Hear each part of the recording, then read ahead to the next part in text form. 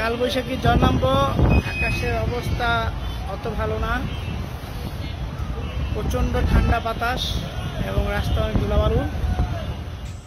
রাজধানী ঢাকার বিভিন্ন এলাকায় ঝড় বৃষ্টি হচ্ছে, সেই সঙ্গে কোথাও কোথাও বজ্রপাত হচ্ছে।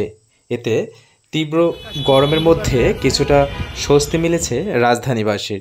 শনিবার শেষ বিকেলে রাজধানীর বিভিন্ন এলাকার আকাশে কালো মেঘ জমতে দেখা যায়।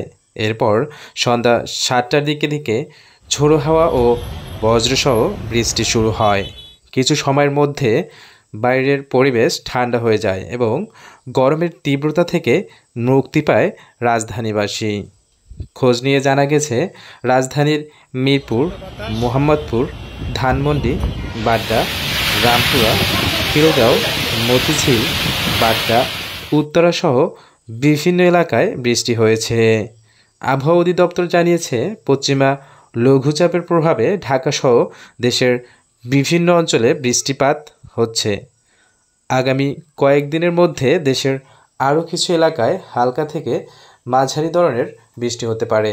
একই সঙ্গে তাপমাত্রা কিছুটা কমে আসবে বলেও পূর্বাভাসে উল্লেখ করা হয়েছে। অবশ্য বৃষ্টিতে স্বস্তির পাশাপাশি দুর্ভোগও ছিল। রাজধানীর কিছু এলাকায় হঠাৎ বৃষ্টির কারণে বাইরে থাকা মানুষ বিপাকে পড়েন। তবে গরমে হাঁসফাঁস করা নগরবাসীর অনেকে এই বৃষ্টিকে আশীর্বাদ হিসেবেই দেখছেন। সাইফুল ইসলাম নামে এক বেসরকারি প্রতিষ্ঠানের চাকরিজীবী বলেন, সকাল থেকে তাপমাত্রা এতটাই বেশি ছিল যে ঘর থেকে বের হতে ভয় লাগছিল। এই বৃষ্টিতে প্রাণ ফিরে পেলাম। এদিকে ঢাকাসহ দেশের 7